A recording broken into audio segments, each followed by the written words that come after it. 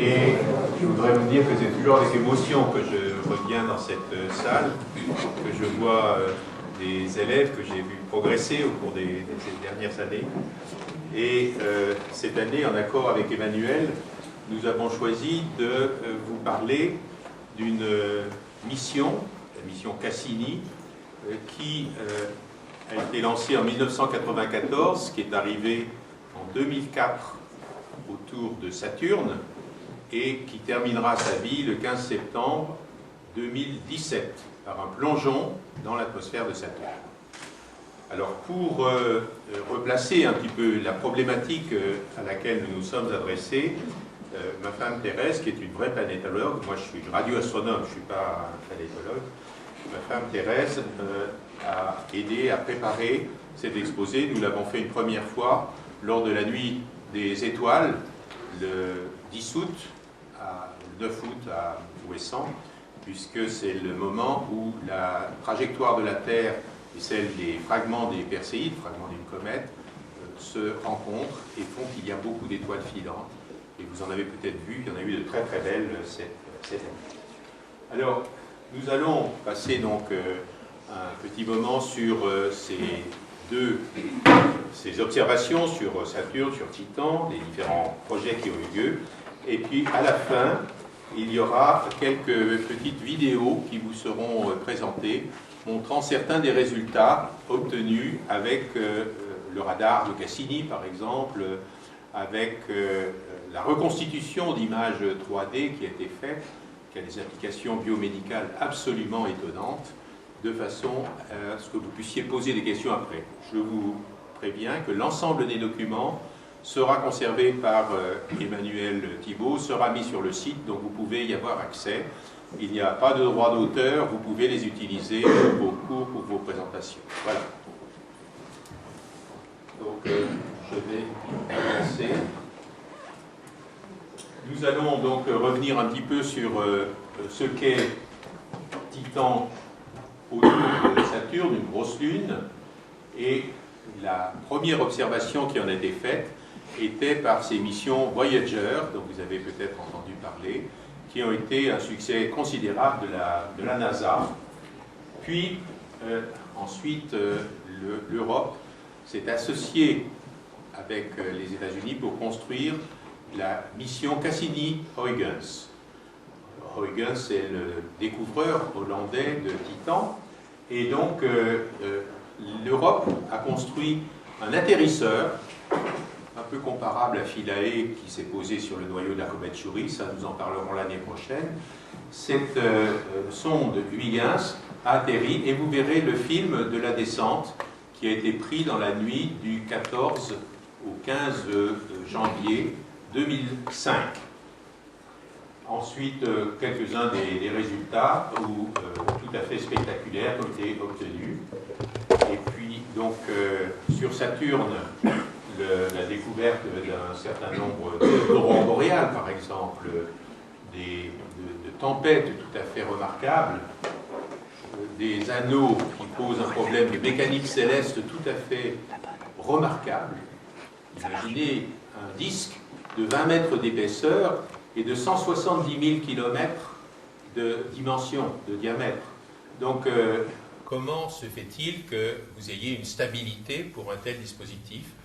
Les meilleurs mécaniciens célestes travaillent sur ce problème et nous en verrons quelques applications.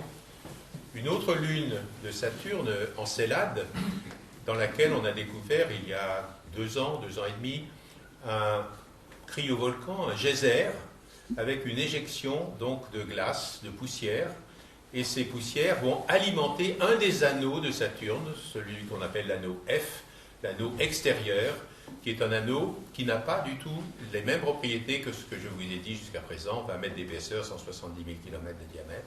Il est beaucoup plus diffus parce qu'il est alimenté par Encélade. Et enfin, quelques problèmes de Titan. Titan, c'est donc la grosse lune de Saturne, 5700 km de diamètre, 1,5 bar au niveau du sol, comme pression atmosphérique. Et sur Titan, c'est la première fois que nous avons trouvé une autre lune, une autre planète du système solaire, dans lequel il y a du liquide à la surface. Alors la température étant de moins 180 degrés Celsius, ça n'est pas de l'eau, c'est un mélange de méthane et d'éthane, CH4, C2H6, que l'on a. On a découvert, là aussi, il y a à peu près 2 ans, je vous en montrerai quelques images, des îles mystérieuses qui apparaissent, puis 18 mois plus tard, elles ont disparu. Et comment comprendre la naissance d'une île de cette taille et la disparition qui peut se faire? Nous n'avons pas, au jour d'aujourd'hui, la réponse à cette question. Car faire flotter quelque chose, si c'est une sorte comme de la glace de l'Antarctique qui va flotter sur l'océan, faire flotter sur du méthane ou de l'éthane liquide un corps suppose qu'il soit extrêmement poreux, qu'il ait une masse volumique très très faible. Il y a également des dunes montrant qu'on a eu du vent très régulièrement, des dunes qui font des centaines de kilomètres de long et qui sont parfaitement alignées. Nous allons voir ces différentes images. Ah, qu'est-ce qui se passe ici? Excusez-moi. Donc Saturne est une planète qui est avec une atmosphère gazeuse à une température donc plus faible que celle de Jupiter et une température qui est de l'ordre de 80-90 Kelvin, c'est-à-dire moins 170, moins 190 degrés Celsius. Et c'est donc Huygens qui a participé à ces découvertes, ces observations des anneaux. Cassini, qui était directeur de l'Observatoire de Paris à l'époque, a même tracé les premiers coups de crayon pour décrire ces anneaux autour de Saturne. Et l'une des divisions qui séparent les anneaux s'appelle d'ailleurs la division de Cassini.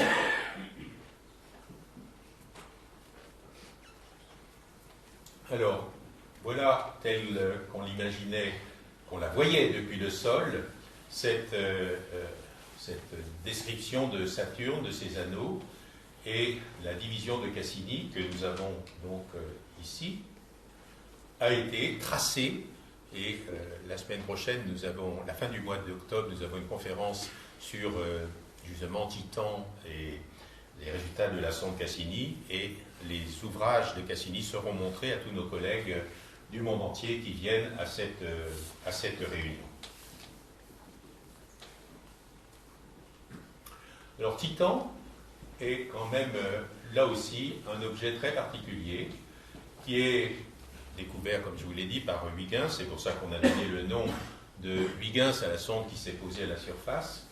Et il a été montré dès le début du XXe siècle qu'il y avait une atmosphère autour de Titan. Le Kuiper a découvert le méthane, CH4, par spectroscopie, donc juste au moment de la Seconde Guerre mondiale, et c'est le seul des satellites qui ait une atmosphère très dense. On peut dire que Mars a une atmosphère, mais elle est très très faible. C'est 4 millibars pour Mars, et Vénus a une atmosphère, mais très différente, chauffée par effet de serre à une température de 500 degrés Celsius. Donc il possède une atmosphère, et il possède également des propriétés très proches de celles de la Terre, parce qu'on y a observé des nuages, on y a observé des précipitations, on a pu, avec le radar et le radiomètre, montrer qu'il y avait eu de la pluie, mais c'était de la pluie de méthane, sur certaines régions de Titan, après le solstice qui s'est produit en juillet 2009. Alors, Voyager, c'était la période où la NASA avait lancé un certain nombre de sondes pour observer pour la première fois les planètes géantes, et ces planètes ont donc suscité un intérêt tel qu'on a pu avoir un assez grand nombre de projets, comme nous allons le voir, au cours des décennies suivantes pour améliorer les observations qui ont pu être faites avec ces planètes géantes. Donc, Titan a été observé pour la première fois en 1980. Et puis, depuis, comme vous allez le voir, on a vraiment beaucoup progressé sur cette connaissance de ces différents objets.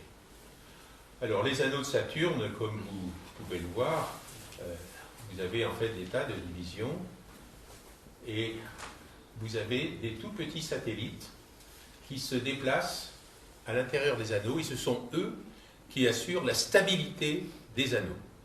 Les anneaux sont fabriqués avec des éléments qui vont de la taille centimétrique à la taille décimétrique.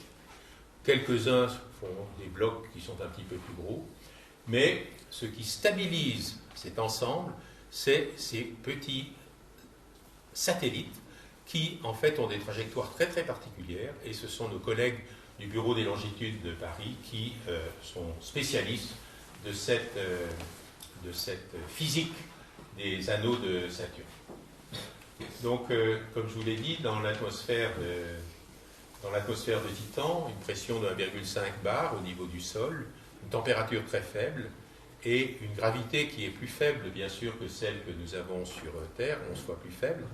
Du coup, nous avons pu conserver une atmosphère très proche de l'atmosphère primitive de formation du système solaire. Alors, la mission Cassini-Huygens, donc, a été, on a mis un peu plus de 20 ans pour arriver à la conceptualiser, à la réaliser, la lancer. Elle a mis presque 8 ans pour atteindre Saturne, et elle poursuit sa vie jusqu'au 15 septembre 2017. La sonde Huygens, elle, est descendue sur le sol de Titan, et à l'époque, des observations radar faites depuis la Terre semblaient montrer que l'équateur de Titan était recouvert par une mer liquide de la taille de la mer Méditerranée. Donc la sonde Huygens a été conçue pour pouvoir flotter sur du métal. Et quand vous verrez la vidéo de l'atterrissage de Huygens sur Titan, eh bien, je me rappelle très bien cette nuit, donc du 14 au 15 janvier 2005, la femme qui observait dit « mais il se trompe, il nous envoie des images de Mars ». Donc vous verrez qu'il n'y avait pas de mer Méditerranée, mais quelques mois plus tard, on a découvert du méthane près du pôle Nord, puis sur un lac près du pôle Sud. Alors, ce que je retire de cette expérience, c'est une collaboration internationale absolument exemplaire. Vous imaginez, quand vous avez une sonde aussi complexe, une sonde qui coûte à peu près 2 milliards d'euros, eh bien, les instruments, chacun pense que son instrument est non pas meilleur que l'autre, mais va apporter plus que l'autre. Et en fait, les relations ont été absolument exceptionnelles au cours de toutes ces années de préparation, puis de vol, puis d'attribution du temps d'observation. Alors, on a un certain nombre d'objets qui sont observés, et on a donc des caméras dans les différents domaines, visibles, infrarouges, des spectromètres qui permettent de faire de la spectroscopie moléculaire, dans l'ultraviolet, dans l'infrarouge. On a un radar avec un mode radiométrique très particulier, des mesures de champ magnétique, un analyseur de poussière pour mesurer aussi les rapports ions-électrons, et la sonde Huygens sur laquelle nous reviendrons un petit peu tout à l'heure. Alors cet ensemble est alimenté par un réacteur nucléaire qui a 42 kg de plutonium et qui est donc une pile nucléaire qui permet encore aujourd'hui, alors qu'on a lancé il y a 20 ans, en 97, eh bien, qui permet encore aujourd'hui d'avoir 1 kW de puissance. Vous avez vu que ce qui a fait que nous avons dû faire atterrir Rosetta sur le noyau de la comète la semaine dernière, vendredi dernier, c'est qu'en fait, les panneaux solaires qui alimentaient les batteries ne recevaient plus assez de lumière du Soleil. On était à 730 millions de kilomètres du Soleil, et donc la quantité de lumière reçue ne permettait plus d'assurer le fonctionnement des instruments. Donc il a été décidé de faire atterrir Rosetta sur Philae. Comme ça n'était pas prévu, la sonde s'est éteinte et nous en reparlerons donc en octobre 2017. Alors, Huygens avait donc différents instruments aussi, caméra, spectromètre, des mesures qui ont pu être faites à différentes altitudes, de la température, du vent, de l'humidité, et puis un spectromètre de masse pour analyser les gaz de l'atmosphère et déterminer la composition atmosphérique effectivement. Un bouclier thermique, parce que quand vous descendez même si c'est avec un parachute, comme nous le verrons tout à l'heure, eh bien, vous avez un échauffement qui se produit quand la sonde a quitté Cassini, quand Huygens a quitté Cassini, vous avez eu un bouclier thermique qui était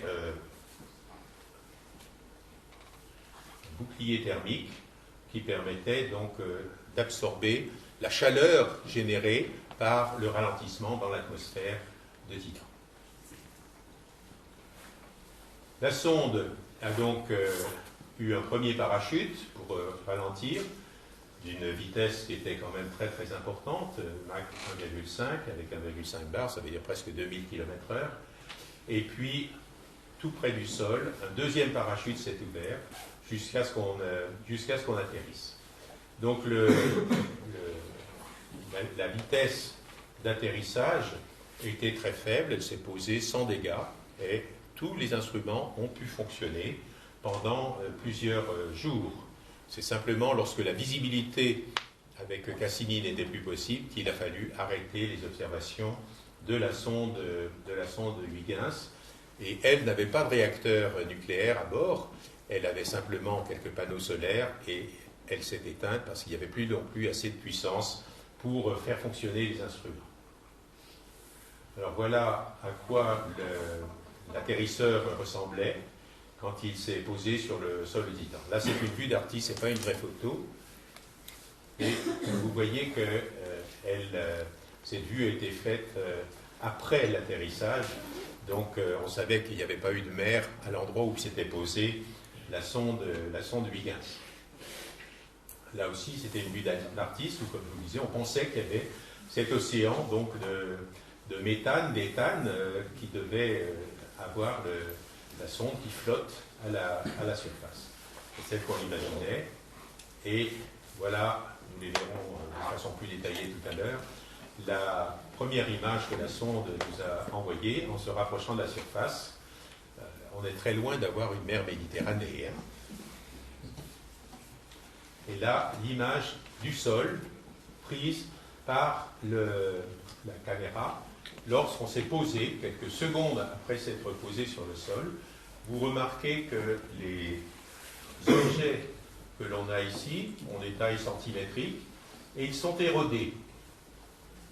Ça ressemble beaucoup aux galets qu'on a dans une rivière, et donc vraisemblablement parce qu'il y a eu un écoulement liquide très important à la surface de Titan.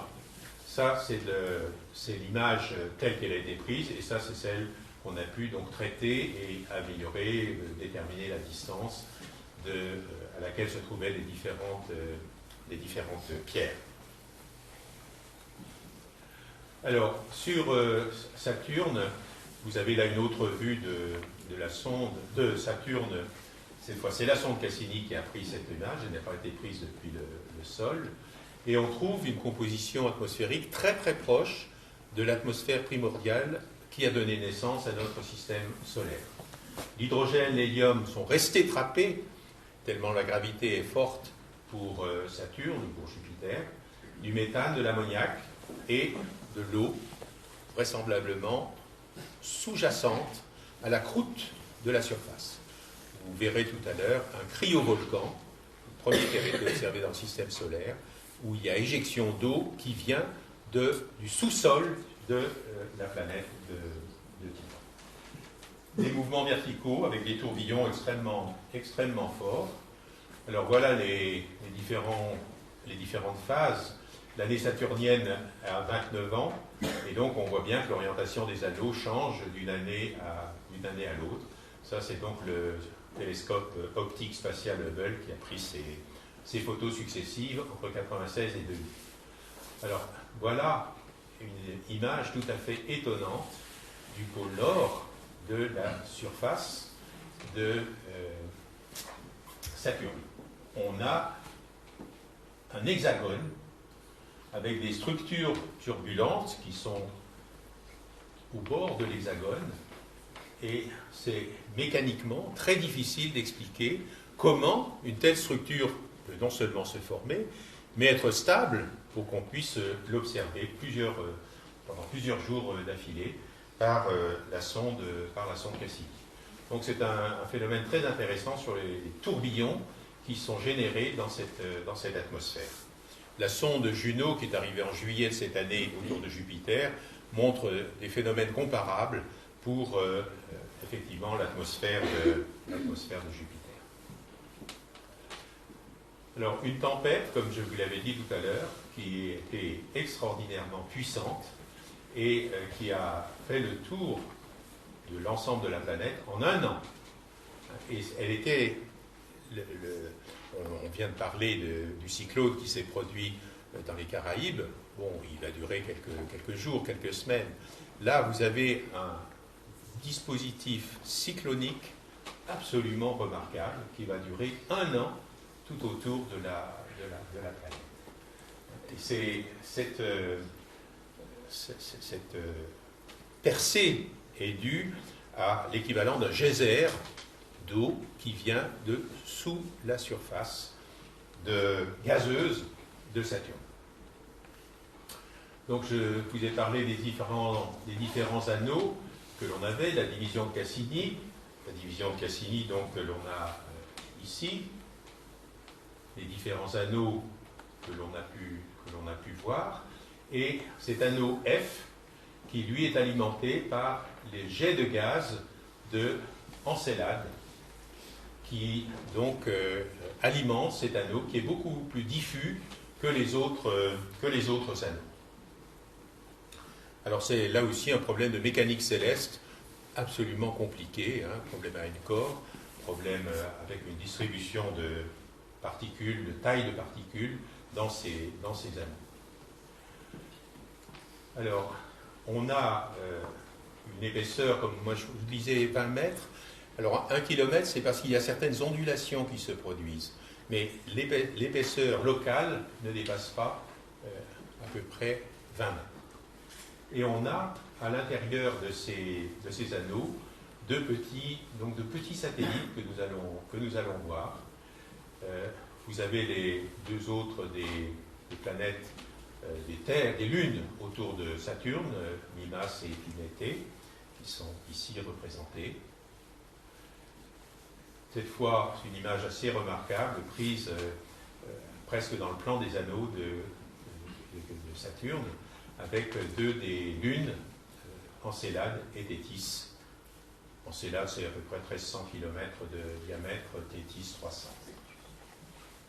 Alors, je vous disais que ces anneaux sont stabilisés par des petits satellites qui sont en quelque sorte les chiens de garde et qui stabilisent ces anneaux. Vous voyez ces petits... Alors, ce qu'on constate sur les images successives qui sont prises, c'est qu'ils se rapprochent l'un de l'autre et puis ils se rééloignent et ils ont un mouvement d'oscillation dans cette division de Cassini. Là, vous en avez un autre aussi. Donc ça, c'est pour l'anneau F avec Prométhée. Donc nous avons toute une distribution de lunes autour de Saturne et nous allons pouvoir vraiment, au fur et à mesure des observations, on passait tout près de Saturne, on tourne autour de Saturne, mais on passait auprès de Titan toutes les 3 semaines. Et la sonde était orientée régulièrement pour observer les différentes lunes que l'on a autour de Saturne. Donc c'est pareil, je ne vous les décris pas plus, vous les aurez dans les images que vous pourrez récupérer avec Emmanuel. Alors, Encelade a été là aussi très particulier. On a trouvé 2 choses étonnantes. La première, c'était un geyser près du pôle sud. Et la seconde, c'est que en étudiant les cartes radar, on a pu montrer qu'on avait l'équivalent d'une tectonique des plaques. Et donc on a des plaques qui glissent l'une sur l'autre. Et vraisemblablement, avec un océan liquide à moins 150 km de la surface, on a une lune tout à fait remarquable. voyez les jets qui se produisent près du pôle sud et qui donc vont alimenter un des anneaux de Saturne. Alors, ce qui est intéressant aussi, c'est d'essayer de déterminer la composition de ce gaz qui est éjecté. Ça ressemble un petit peu à ce que nous avons vu sur une comète, sur la comète Chury, où on a des jets qui apparaissent, des jets soit très directionnels, soit au contraire diffus. Nous reverrons ça l'année prochaine. Et donc là, cette mise en évidence de tectonique des plaques, ce serait la première autre planète que la Terre sur laquelle on ait un phénomène de tectonique des plaques. Alors, Titan donc, ressemble vraiment à notre Terre, et vous allez voir quelques-unes des images les plus extraordinaires qui ont été prises. Si je compare la Terre et Titan, vous avez une distribution des molécules en fonction de l'altitude. Et bien, si vous regardez sur Titan, vous allez avoir un peu la même chose, du méthane en bas, puis des aérosols, vraisemblablement générateurs des pluies que l'on a après. Une couche de brume et une partie des matériaux qui se déposent à la surface de Titan, eh bien, il est composé de ce qu'on appelle des tholins.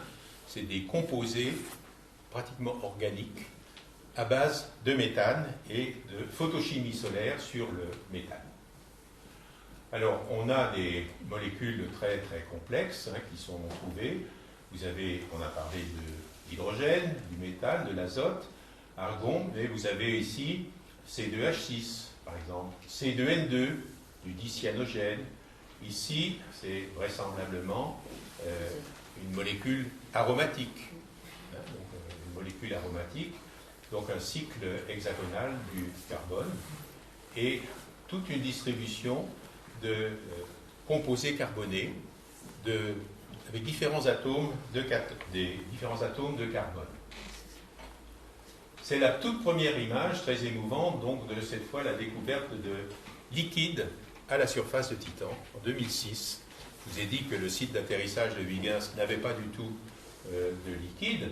Eh bien, on a trouvé que près du pôle Nord, on avait un certain nombre de lacs, et ces lacs sont reliés entre eux. Ça posera des problèmes très intéressants en hydraulique, là aussi.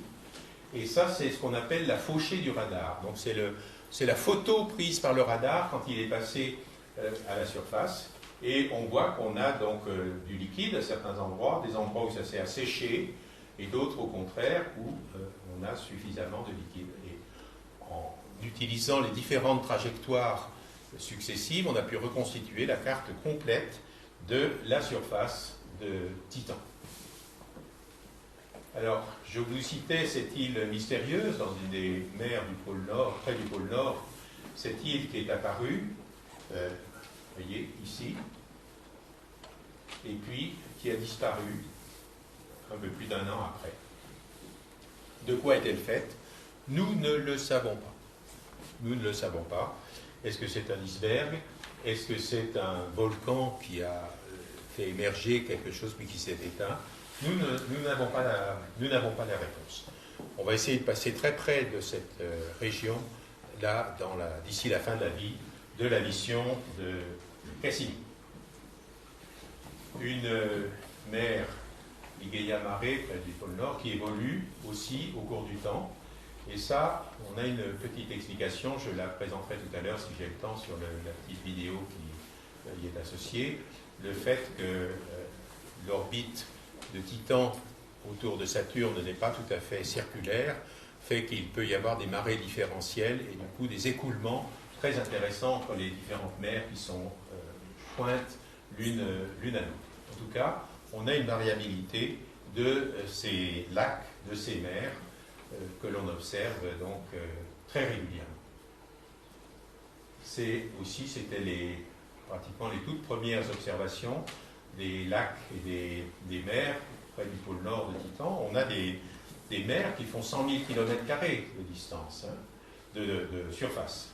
Et ces trous ont pu être d'origine impact météoritique, par exemple, ou volcanique. Nous verrons tout à l'heure 2 petites vidéos qui permettent de conforter cette hypothèse. Donc là, vous avez une image des différents passages successifs de la sonde, et puis on constitue, en les rassemblant toutes, une image complète de la surface de Titan. Il y a une dissymétrie dans la distribution du liquide à la surface. Le pôle Nord a beaucoup plus de lacs et de mers. Le pôle Sud en a un seul, qui s'appelle le lac Ontario. Et c'est vraisemblablement lié à l'éclairement. Le pôle Nord était à l'ombre jusqu'à juillet 2009. Le pôle Sud était éclairé. Et comme je vous l'ai dit, le cycle saturnien étant de 29 ans, l'année saturnienne étant de 29 ans, vous avez donc un solstice qui est beaucoup moins fréquent que sur Terre à l'échelle de nos années terrestres. On voit des chenaux d'inondation, des vallées, et là, comme je vous le disais, des dunes qui font des centaines de kilomètres de long, un espacement de quelques kilomètres, et une hauteur de 300-350 mètres. Alors ça nous traduit qu'il y a dû avoir du vent. Ça ressemble beaucoup au désert de Namibie. On a donc du vent, on voit même que les dunes contournent les obstacles. Donc il y a eu du vent, il y a eu un effet éolien comme pour les dunes terrestres. Et ce qui est très surprenant, c'est qu'au jour d'aujourd'hui, nous avons essayé avec le radar, dans un mode qu'on appelle le mode diffusiométrique, de mesurer la hauteur des vagues sur Titan. Eh bien, nous n'avons pas vu de vagues. La surface des lacs, des mers, est plane à mieux que 1 millimètre. Donc vous avez comme un miroir, et alors que vous avez ici ces dunes qui montrent qu'il y a eu du vent. Il y a eu dû avoir du vent très très fort. Donc, là non plus, nous ne comprenons pas. Mais c'est vous, les jeunes, qui pourrez résoudre ces problèmes au cours des décennies à venir. Donc, comme je vous disais, ces dunes évitent les obstacles et elles sont très fréquentes entre moins 30 et plus 30 degrés de latitude. Et là aussi, elles sont vraisemblablement formées de tholins, de ces composés à base de méthane qui se forment dans l'atmosphère de Titan. Voilà la distribution des dunes. Donc le numéro de T traduit le transit de Titan, numéro 23 ou numéro 43, puisque nous en avons un donc toutes les 3 semaines, et qu'actuellement on est au 123e. On voit également des terrains très très rugueux, avec des montagnes qui ne sont pas très hautes. Nous verrons tout à l'heure autour du lac Ontario que ces montagnes font peut-être 1 kilomètre d'altitude, mais pas beaucoup plus.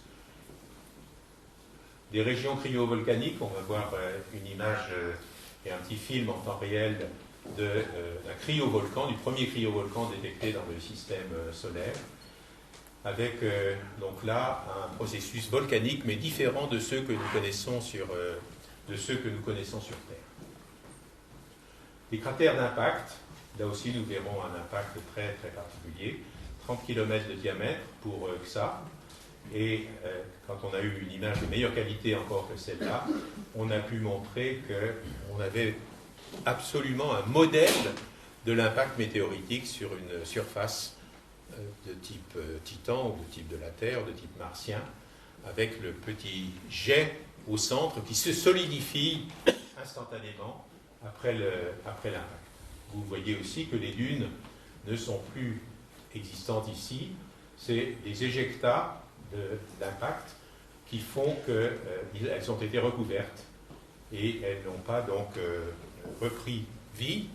Donc le vent, c'était il y a un certain temps. Voilà la couverture donc radiométrique que l'on a obtenue à la fin de la mission nominale, c'était vers 2009, et on a une région très particulière dans laquelle on doit avoir de la glace qui est directement en contact avec l'atmosphère. Elle n'est pas recouverte de tholins comme le reste de la Terre. Donc voilà l'instrument avec lequel, dans l'équipe à laquelle je participe, avec une partie de mon labo. On a donc un radar et on se rapproche de Titan. Et vous voyez, les observations commencent 300 minutes, 5 heures avant, et puis on fait la même chose de l'autre côté. Donc toutes les 3 semaines, on a 10 heures d'observation, avec différents modes. Mode scatérométrique pour mesurer la rugosité de la surface, altimétrique pour avoir la composition du sol, et puis un radar avec grande synthèse d'ouverture, Side Aperture Radar, qui permet d'avoir une résolution très très bonne, comme nous allons le voir sur les petites vidéos suivantes. Donc, comme je vous le disais, une collaboration absolument exemplaire entre Europe et États-Unis, un laboratoire de chimie prébiotique, et en ce sens, ce qui a été observé sur Rosetta est très très complémentaire de ce que nous avons vu ici. Des océans, des îles sur un autre astre du système solaire, et puis un projet pour lequel il a été déposé une demande de budget, c'est d'essayer de mettre un voilier sur Titan. Alors, le problème, c'est que mettre un voilier sur Titan, s'il n'y a pas de vent, bon, il n'y a pas de vague, et s'il n'y a pas de vent, c'est peut-être pas la meilleure idée. Et de toute façon, nous étions hors épure budgétaire, donc ce sera pour vos générations, pour vous les jeunes, qu'il se sera possible. Alors, j'ai terminé cette première partie, et ce que je vous propose avec Emmanuel, c'est de vous montrer quelques petites vidéos d'objets de régions particulières de Titan observés avec le radar. Alors, on peut commencer avec Radiolacus.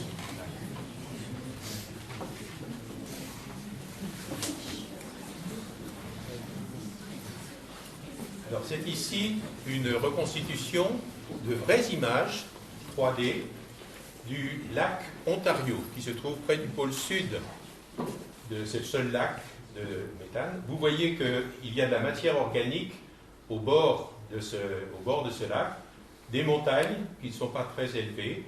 L'échelle a d'ailleurs été augmentée pour pouvoir les faire ressortir. Montagnes vraisemblablement recouvertes de neige de méthane.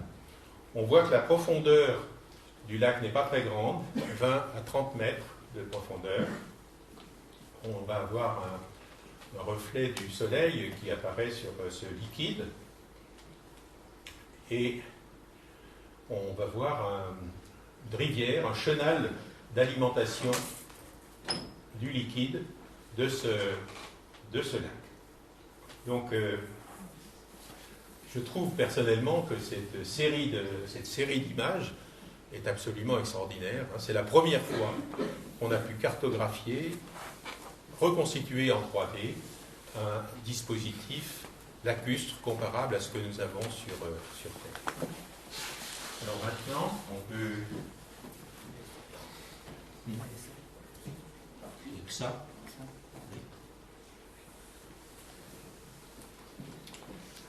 Alors ça, c'est un impact météoritique. Là aussi, reconstitution donc 3D de cet impact météoritique qui s'est fait. Et comme vous le constatez, la partie centrale s'est regelée instantanément après l'impact. Vous avez fait fondre la glace lors de l'impact. Vous avez recouvert toutes les dunes que vous avez autour avec cet éjectat de l'impact. C'est un modèle pour géologues de voir ce qui se passe à la surface d'une planète lorsque vous avez un impact météoritique. Alors, ensuite, Itokawa. Oui, Itokawa, c'est pour vous montrer le type d'objet qui a pu être la cause de cet impact XA. Alors, ce qui est très surprenant sur cet objet, c'est qu'une partie, vous voyez, est très, très, très molle, très douce. Le reste est très, très rugueux. Et donc là, on ne comprend pas bien comment a pu se former un tel objet avec une telle différenciation entre les différentes parties de cet objet.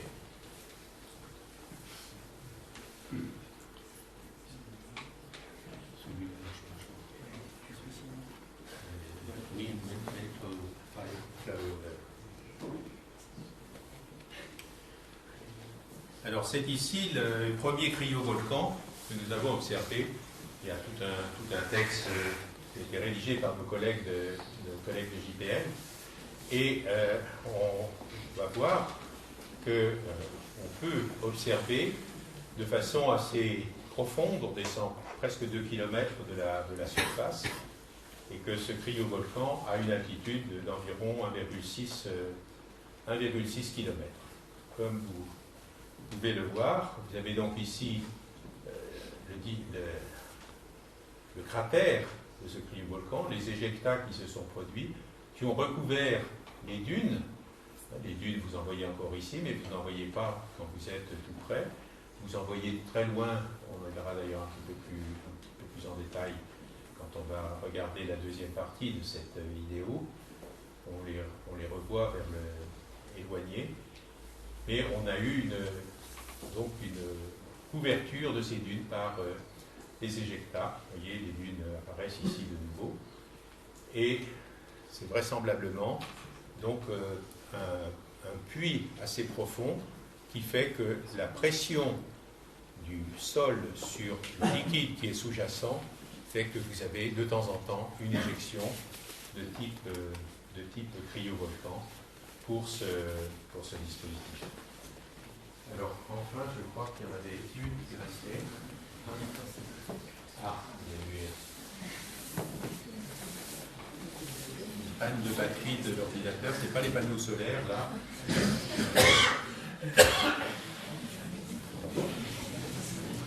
Parce que ce que je retire de cette expérience, c'est quand même qu'on a pu travailler. Dans l'équipe Radar, on est une trentaine de scientifiques. Sur l'ensemble de la sonde Cassini, on doit être 350. Et l'ensemble des données est maintenant mis en forme pour qu'il soit accessible à tout scientifique, à tout enseignant qui veut les utiliser pour parce qu'on n'y retrouvera pas tout de suite, hein, surtout. Je vous ai parlé de ce voilier, mais ce n'était pas pour tout de suite. Donc on a vraiment, je trouve que nous avons eu beaucoup de chance d'obtenir un soutien pendant aussi longtemps pour un projet aussi ambitieux, aussi extraordinaire. Et ça, c'est quelque chose qui est, je crois, très encourageant parce qu'il y aura bientôt une sonde qui va aller emmener un sismographe sur Mars. Eh bien, c'est quelque chose, là aussi, qui vous concerne. Vous allez pouvoir voir des images. Nous nous débrouillons avec Sciences à l'école pour qu'on puisse avoir ça on l'a vu.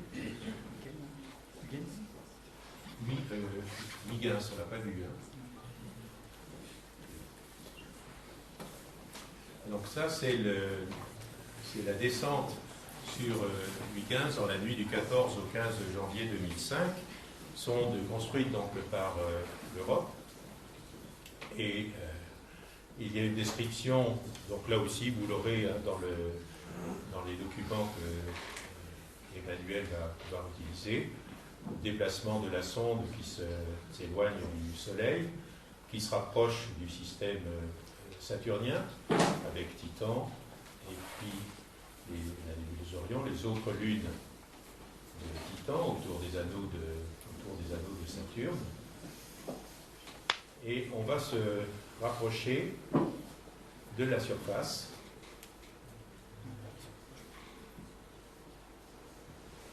de Titan. Pourquoi il s'arrête?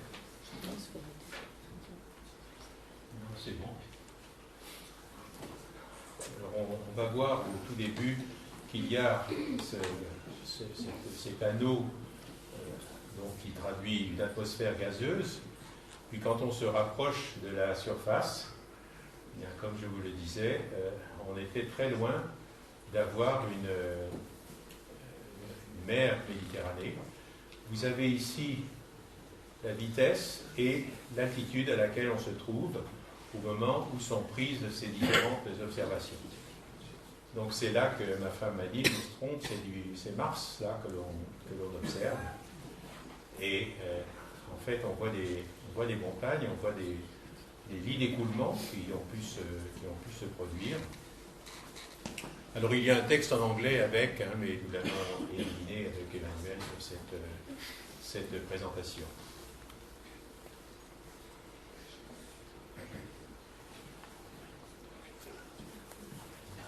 Donc là aussi, je trouve que ce film est vraiment émouvant. C'est la première fois que l'on s'approche de la surface d'un astre qui a une atmosphère, qui a des liquides, du méthane. Nous ne le savions pas à l'époque, qu'il y avait du liquide près du pôle Nord, puisque là, nous aurions dû avoir cette mer Méditerranée, mais que nous ne l'avons pas vue. Donc on va changer de sens d'orientation, là, pour se rapprocher de la surface. En regardant depuis l'autre côté avec la caméra, en regardant depuis l'ouest. Donc on est remonté à une altitude d'à peu près 24 km. Et ce n'est pas que la sonde soit remontée, c'est que les images ont été prises de l'autre côté. Vous voyez les lits de rivière qui se sont produits. Et là, on va s'approcher du sol. Alors, ce qu'on remarque, c'est quand même une couleur rougeâtre à la surface de Titan. Donc, ce que je vous disais, c'est des tholins, c'est ces molécules fabriquées à partir de méthane, de rayonnement solaire, de poussière, qui s'agglutinent et qui font ces petits grains constitutifs des dunes dont nous avons parlé tout à l'heure. Donc là, on se rapproche vraiment, on est à 300 mètres d'altitude, et la sonde se pose à la surface de Titan. Donc vous voyez, c'est la même image que celle que nous avions prise tout à l'heure avec Thérèse dans les présentations en PowerPoint. Des blocs, vraisemblablement de glace d'eau, qui sont érodés. On voit l'ombre du parachute qui va se poser à côté de la sonde. Et on a eu une observation il y avait une lampe sous la sonde qui a permis de chauffer une partie du sol pour faire s'échapper des molécules, des poussières qui ont été analysées par le spectro de masse et qui ont permis d'identifier les molécules dont je vous ai parlé tout à l'heure. Et ces blocs sont vraiment érodés, ils n'ont pas d'arête très vive comme on aurait pu le supposer. Donc voilà, écoutez ce que je voulais vous raconter, vous présenter sur Saturne, Titan et les différentes lunes de ce système. Sur cette vidéo, il y a de la caméra optique à un moment donné ou c'est que de la reconstitution radar? Non, il y a une caméra optique. C'est la fin là? Oui, oui. Toute la descente c'est du radar et puis la dernière. Oui, il y a une caméra optique qui a pris des images. Oui. Voilà.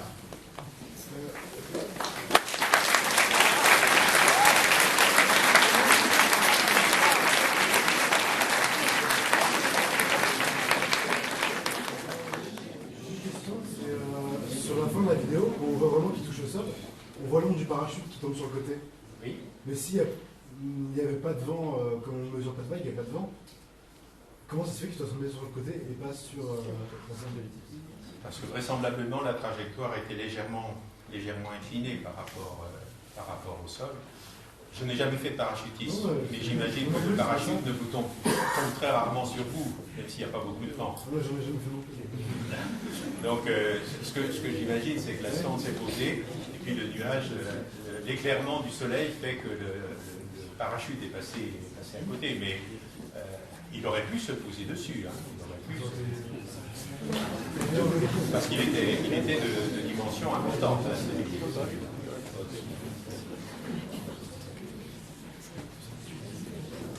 qu'il y a d'autres? Oui. Je voudrais savoir où en est la recherche sur la vie sur Titan. qu'il y a des présomptions de vie ou dans l'eau et ces lacs? Est-ce qu'il y a, Alors c'est une très très bonne question. Il y a eu un colloque à Tucson, en Arizona, au cours duquel les biologistes ont dit qu'il y avait eu suffisamment de temps d'irradiation solaire pour qu'on ait pu fabriquer des acides aminés sur Titan. Mais comme nous n'avions pas les instruments permettant de mesurer les acides aminés, nous ne pouvons pas être aussi affirmatifs que nous le sommes pour Rosetta et le noyau de la comète de Chury. Sur Chury, on a trouvé de la glycine, un acide alpha-aminé, et on est sûr qu'on a de la glycine. Sur Titan, on a trouvé aussi du dioxygène en quantité très importante. Et là aussi, on pense qu'on a les ingrédients de ce qui a pu créer les premières briques de la vie sur Terre ou sur éventuellement d'autres planètes. Alors, comme vous le savez peut-être, on a actuellement plus de 3000 exoplanètes qui sont connues. On a certaines étoiles autour desquelles on a 4, 5, 6 planètes, donc comme des systèmes solaires. Il y a 100 milliards d'étoiles dans notre galaxie, et on pense qu'une étoile sur deux a des planètes ou des exoplanètes. Donc la probabilité pour qu'il y ait eu ce qui s'est passé sur Terre est vraisemblablement très grande. Mais ça, c'est votre génération qui le... Il y a une sonde actuellement qui permet de mesurer les composants de l'atmosphère d'une exoplanète. Et évidemment, on voudrait tous savoir s'il y a de l'ozone. C'est le genre de molécules que l'on voudrait. Donc là, ça progresse à une vitesse absolument fantastique. La première découverte d'exoplanètes, c'était à la fin des années 90, donc c'est pas vieux. Et là, on en est à 3000 de confirmés. Mais il y en a des milliers d'autres pour lesquels il faut d'autres observations pour les confirmer à coup sûr. J'avais deux questions. La première, c'est est-ce qu'on peut dater les molécules? Est-ce que vous avez réussi à les dater? Et la deuxième question, c'est vous avez dit qu'il y avait donc un moteur nucléaire et qui va donc plonger dans l'atmosphère de Saturne. Est-ce que ça a été étudié, l'impact de ce noyau nucléaire enfin, s'il y a un atterrissage, quelque chose comme ça? Alors en principe, il y a des expériences qui iront jusqu'au bout, mais les 42 kg de plutonium ne sont pas sous une forme qui peut donner naissance à une explosion. Il faudrait vraiment arriver à voir ce qui se passe dans une bombe atomique.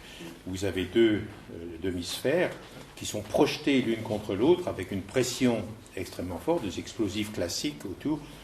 On n'a pas cette configuration, donc il ne devrait pas y avoir d'explosion. Par contre, il y aura une pollution qui va rester, parce que même si tout s'évapore, et il y aura des observations donc de l'eau, des différentes couches d'eau que l'on a dans l'atmosphère au fur et à mesure qu'elle rentre dedans. Mais on pense que ça va être comme pour Rosetta, qu'il va y avoir une extinction de la sonde commandée par la NASA pour qu'on ne pollue pas le spectre électromagnétique éventuellement, ultérieurement. Alors l'autre question sur l'âge des molécules, la façon dont on date les roches, les pierres, vous le savez aussi bien que moi, c'est souvent avec des isotopes, des mesures isotopiques. Là, nous avons quelques mesures isotopiques, le C12, le C13, on a l'oxygène 16, 17, 18, mais on n'a pas de système de datation comme on a sur Terre pour les roches ou pour les différentes couches géologiques.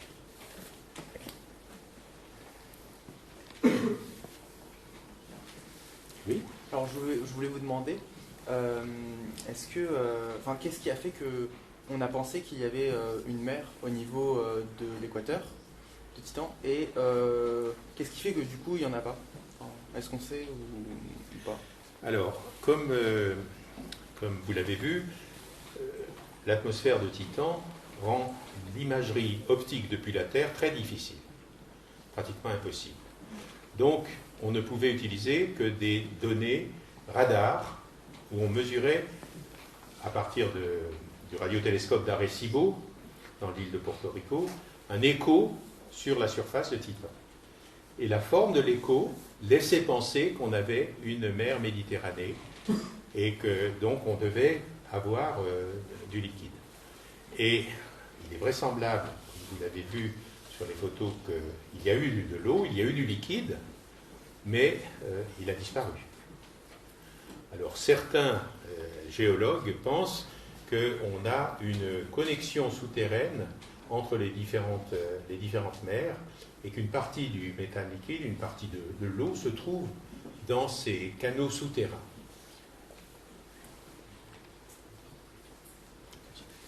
Alors, ce que je ne vous ai pas présenté, je ne sais pas si on a le temps ou si c'est... On peut présenter AIS. Alors, c'est une présentation faite par un collègue anglais, elle est américain, c'est en anglais, donc vous m'en excuserez, mais je voudrais juste vous montrer un petit peu la physique qui est derrière cette observation.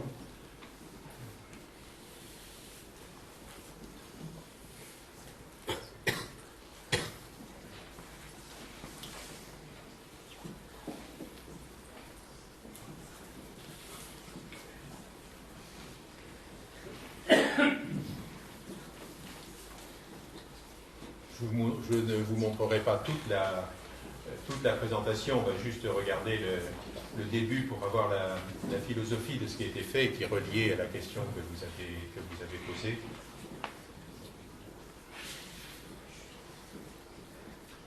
Donc, Alexandre Hayes est professeur en Pennsylvanie.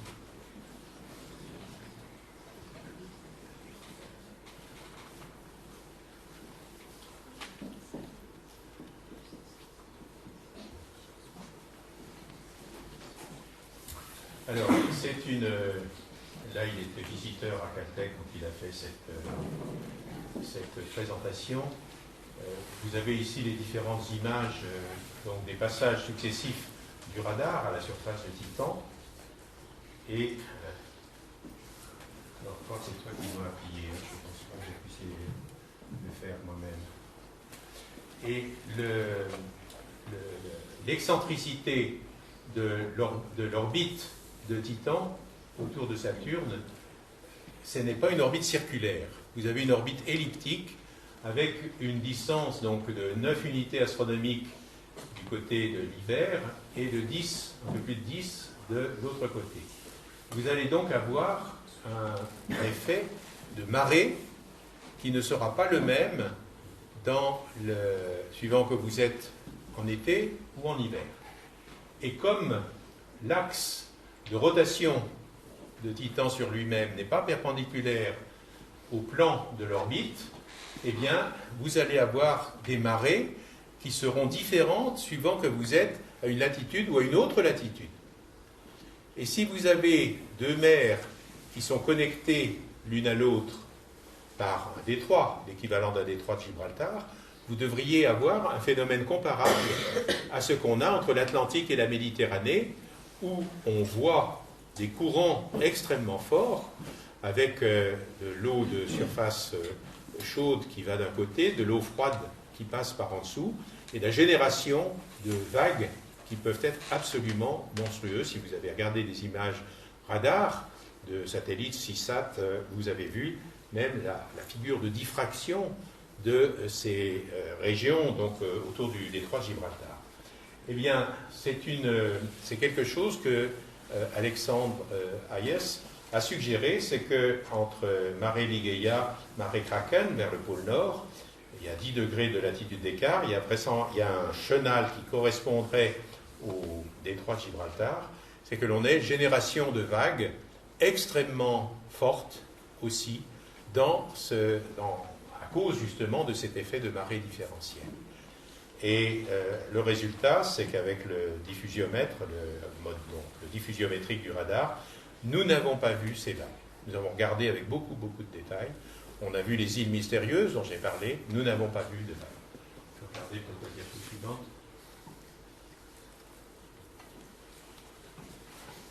Bon, là, c'était sur le lac Ontario.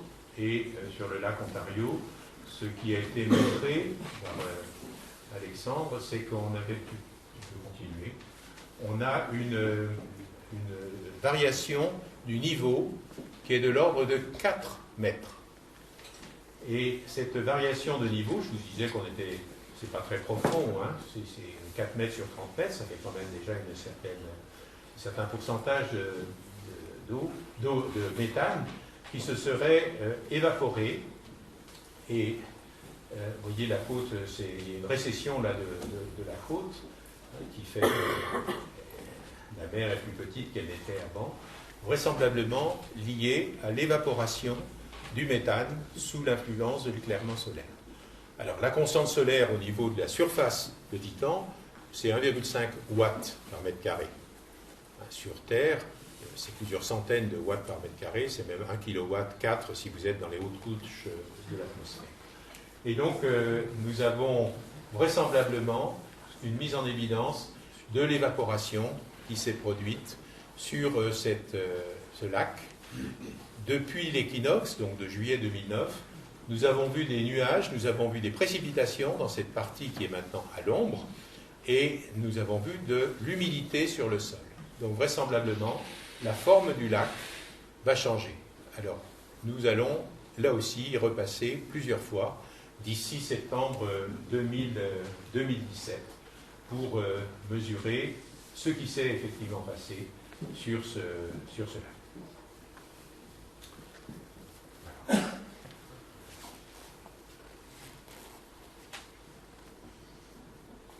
Donc là aussi, vous l'aurez, hein, si vous êtes intéressé par ça, vous l'aurez dans les documents qui seront confiés à Emmanuel.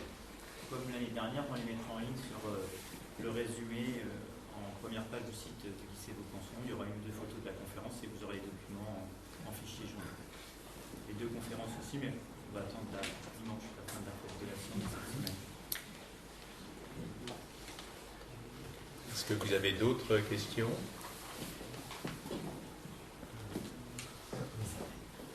Alors, une dernière question. Pardon. Tout à l'heure, il était question d'une possibilité de vie.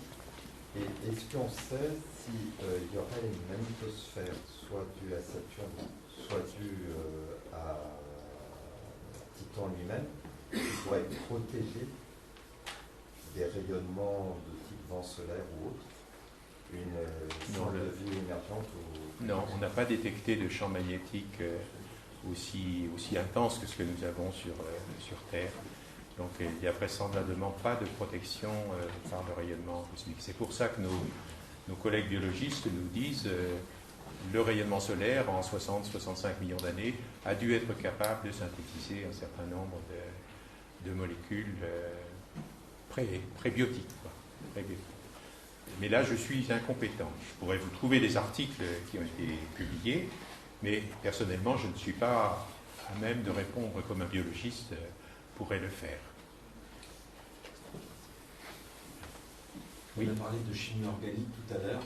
Est-ce que ça voudrait dire chimie organique qu'il pourrait y avoir aussi une possibilité de vie bactérienne, microbiologique? Certains pensent que dans différents environnements, il y a pu y avoir, et il peut y avoir, effectivement, ce type de développement. Alors nous avons un colloque qui est prévu l'année prochaine à l'Académie des sciences sur justement les liquides souterrains dans les différents objets du système solaire, parce que le problème se pose pour Mars, mais il se pose pour Europe. Donc Juno est en train d'observer Europe de très près maintenant, et il se pose pour Titan, pour Encelade. Là, on est sûr qu'il y a un océan sous-jacent liquide. Y a-t-il eu les conditions pour que l'on puisse avoir les développements qui se sont faits dans les grands fonds marins terrestres?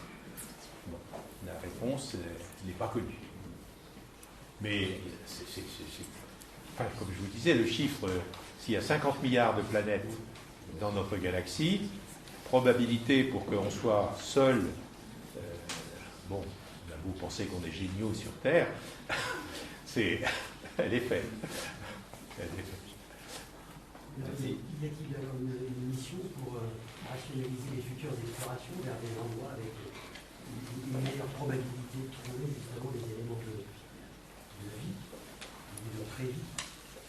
Ben, il y en a effectivement, mais la difficulté, c'est de... Vous avez vu que dans l'étoile la plus proche du système solaire, Proxima du Centaure, il a été découvert il y a quelques mois une exoplanète. Et cette exoplanète est dans une zone qui est ce qu'on appelle la zone d'habitabilité.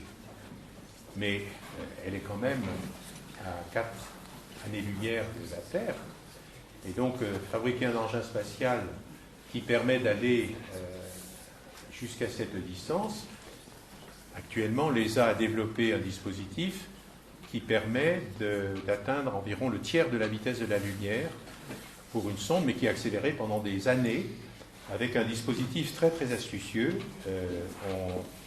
On a un gaz qui est éjecté, on l'ionise, et le champ électrique fait partir la particule avec une grande vitesse. Et du coup, ça donne une petite impulsion à la sonde. Mais au bout de quelques années, vous pouvez atteindre le tiers de la vitesse de la lumière. Mais même si vous avez le tiers de la vitesse de la lumière, 4 années-lumière, ça veut dire 12 ans, aller, retour, 24 ans, donc c'est quand même, bon, c'est encore un peu futuriste, quoi. C'est un peu futuriste. Bon, actuellement, vous avez certainement vu qu'il y a eu un appel d'offres de la NASA pour faire un aller sans retour sur Mars. Il est proposé que jusqu'à 5 astronautes puissent aller sur Mars sans espoir de retour. Il y a eu 200 000 réponses positives. Donc, voilà, c'est un fait. Hein, je peux pas le commenter autrement, mais...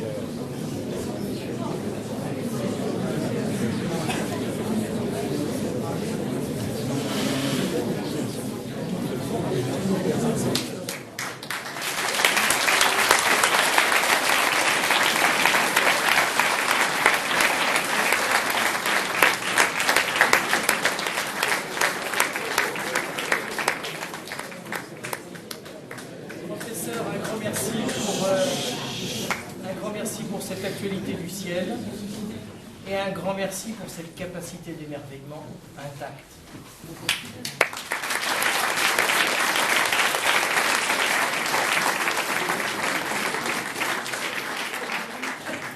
Moi aussi, je voudrais vous remercier pour l'exceptionnelle façon dont vous savez recevoir un scientifique un peu la tête dans les étoiles, quoi. Donc, merci à tous et à toutes.